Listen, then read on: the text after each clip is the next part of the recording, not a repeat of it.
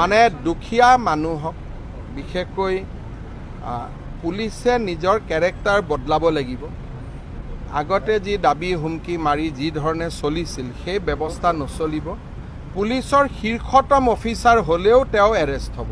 আমি এই ধৰণৰ ডিজিপিয়ে ইতিমধ্যে সকলোকে বাৰ্তা দিছে আৰু ডিজিপিয়ে যিখিনি কথা কৈ আছে সেইখিনি SP লেভেললৈকে সকলো অফিচাৰে বুজি পাব লাগে, কাৰণ ডিজিপিয়ে কোৱা কথাখিনি আমাৰ কথা।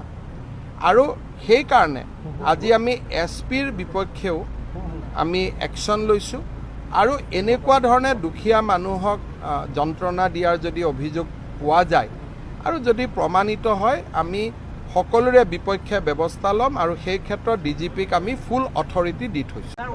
মানে দুখীয়া মানুহক বিশেষকৈ পুলিচে নিজৰ কেৰেক্টাৰ বদলাব লাগিব।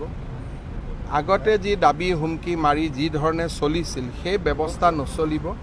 পুলিচৰ শীৰ্ষতম অফিচাৰ হ'লেও তেওঁ এৰেষ্ট হ'ব। আমি এই ধৰণৰ ডিজিপিয়ে ইতিমধ্যে সকলোকে বাৰ্তা দিছে আৰু ডিজিপিয়ে যিখিনি কথা কৈ আছে সেইখিনি SP লেভেললৈকে সকলো অফিচাৰে বুজি পাব লাগে, কাৰণ ডিজিপিয়ে কোৱা কথাখিনি আমাৰ কথা।